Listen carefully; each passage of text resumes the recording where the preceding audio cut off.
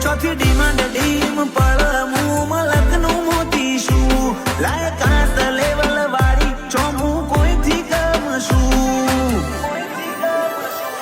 મારી છેટલી આશિકી તું જોઈ લે મારું રીશેર એકલે ઊભું કર્યું સામ્રાજ્ય જોમાયો મીએ ટ્રેન્ડ